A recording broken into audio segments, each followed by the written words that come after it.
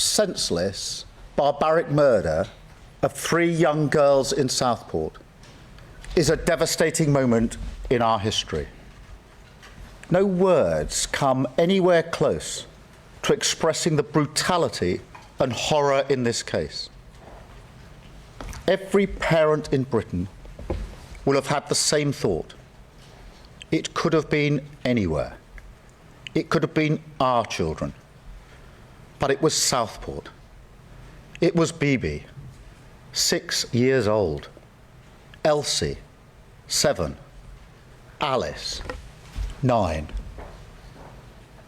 Back in August, I said there would be a time for questions, but that first justice had to be done, and that above all, we must not interfere with the work of the police, the prosecutors, and the delivery of that justice. Well, yesterday, thankfully, a measure of justice was done, but it won't bring those girls back to their families, and it won't remove the trauma from the lives of those who were injured. Their lives will never be the same. So before I turn to the questions that must now be answered for the families and the nation, I first want to recognise their unimaginable grief, because I know the whole country grieves for them. The tragedy of the Southport killings must be a line in the sand for Britain. We must make sure the names of those 3 young girls are not associated with the vile perpetrator, but instead with a fundamental change in how Britain protects its citizens and its children. In pursuit of that, we must, of course, ask and answer difficult questions, questions that should be far-reaching, unburdened by cultural or institutional sensitivities, and driven only by the pursuit of justice. That is what we owe the families. The responsibility for this barbaric act lies, as it always does, with the vile individual who carried it out. But that is no comfort, and more importantly, it is no excuse.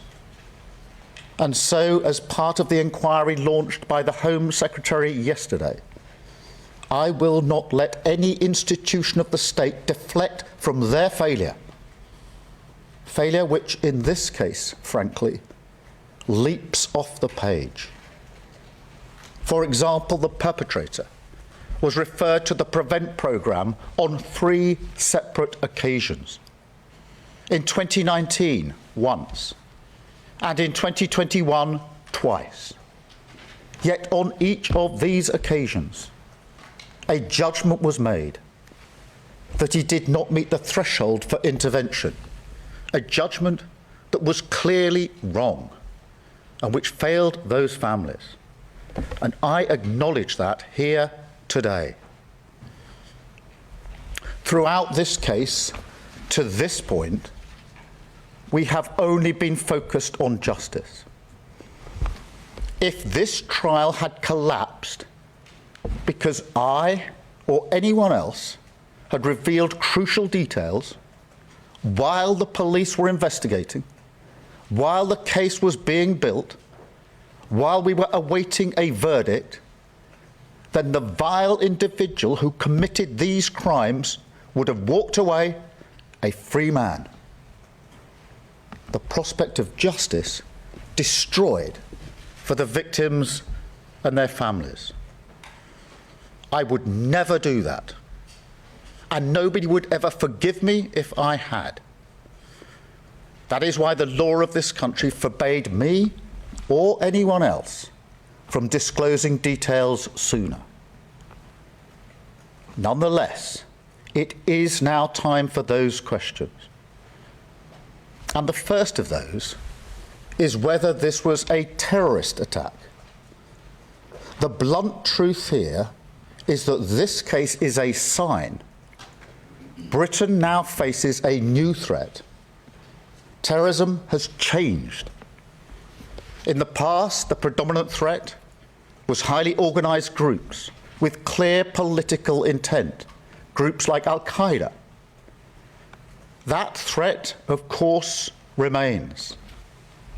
But now, alongside that, we also see acts of extreme violence perpetrated by loners, misfits, young men in their bedroom, accessing all manner of material online, desperate for notoriety, sometimes inspired by traditional terrorist groups, but fixated on that extreme violence, seemingly for its own sake.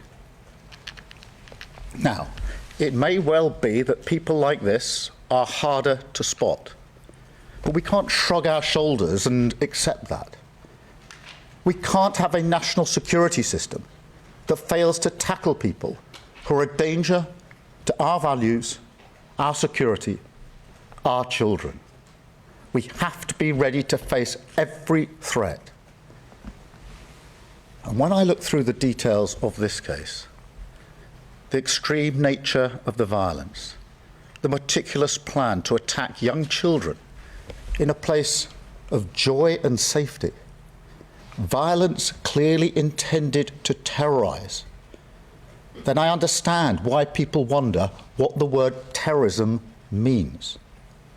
And so if the law needs to change to recognise this new and dangerous threat, then we will change it, and quickly.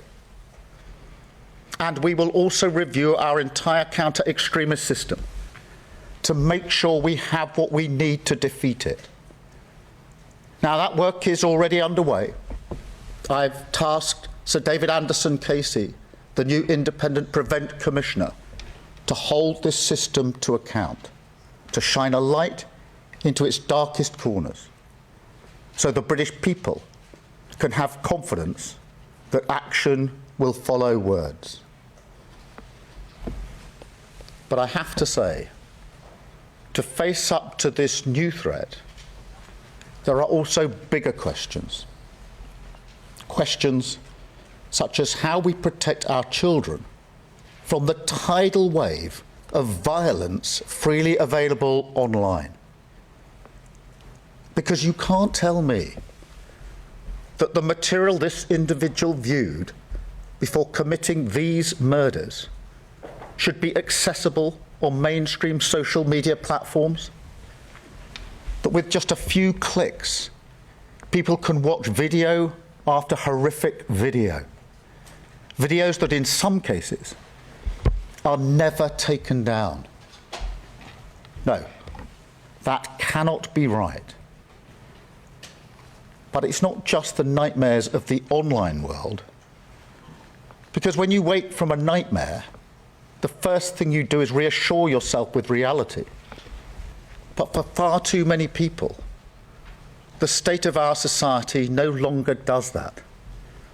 Now, people will say this is all because of immigration, or all because of funding cuts. But in truth, neither tells us anything like the full story, or explains this case properly. No, this goes deeper. A growing sense that the rights and responsibilities that we owe to one another, the set of unwritten rules that hold a nation together, have in recent years been ripped apart. Children who've stopped going to school since the pandemic. Young people who've opted out of work or education. More and more people retreating into parallel lives, whether through failures of integration or just a country slowly turning away from itself. Wounds that politics, for all that it may have contributed, must try to heal. Thirdly, there are also questions about the accountability of the Whitehall and Westminster system, a system that is far too often driven by circling the institutional wagons, that does not react until justice is either hard won by campaigners or until appalling tragedies like this finally spur a degree of action. Time and again we see this pattern. And people are right to be angry about it. I'm angry about it. Southport must be a line in the sand. Look, nothing will be off the table in this inquiry. Nothing. And most importantly, it will lead to change. I know people will be watching right now, and they'll be saying, we've heard all this before, the promises, the sorrow, the inquiry that comes and goes, an inability to change that, frankly, has become the oxygen of wider conspiracy. And we've seen that throughout this case. A suggestion that there has been a cover-up. I want to put on record that yesterday's guilty verdict only happened because hundreds, if not thousands, of dedicated public servants worked towards it, many of whom endured absolutely harrowing circumstances, particularly in the police and the Crown Prosecution Service. That is their job. They are brilliant at it. But we should never forget their service to our country. Law and order depend on them. And yet I'm under no illusions that until the wider state shows the country it can change, not just what it delivers for people, but also its culture, then this atmosphere of mistrust will remain. So I want to be crystal clear in front of the British people today. We will leave no stone unturned. I was the prosecutor who first spotted failures in grooming cases in my institution, the CPS, 14 years ago.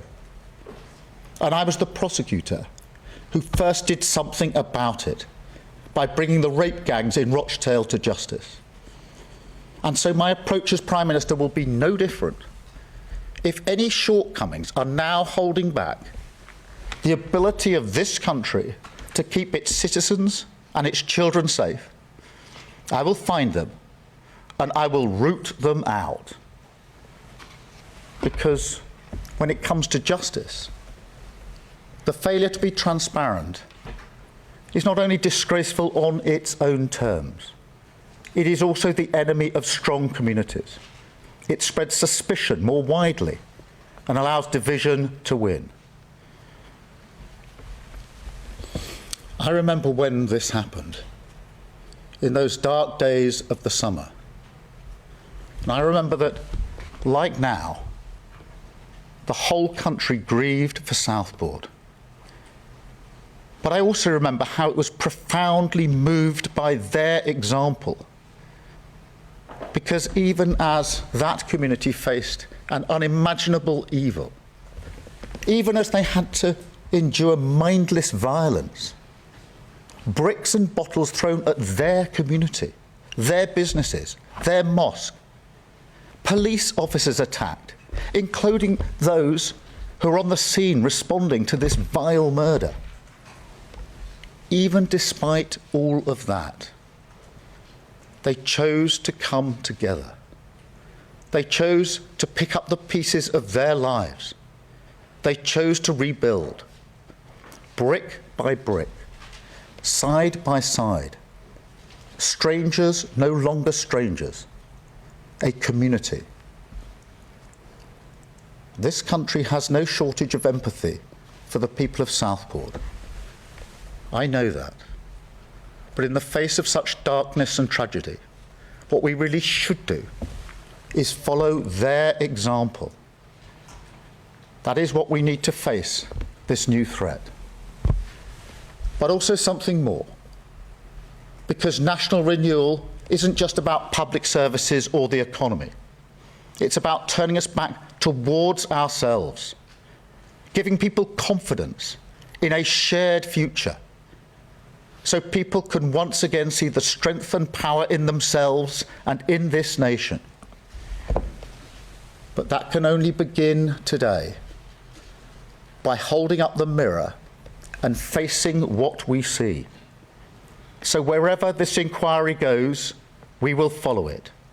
No matter the boats it will rock, no matter the vested interests it will threaten, we won't hide. But then, most importantly of all, we will act. Because this time it will be different. Southport will be a line in the sand. We will honour those 3 little girls and deliver not just justice, but the change that the people and families of Southport deserve. Thank you.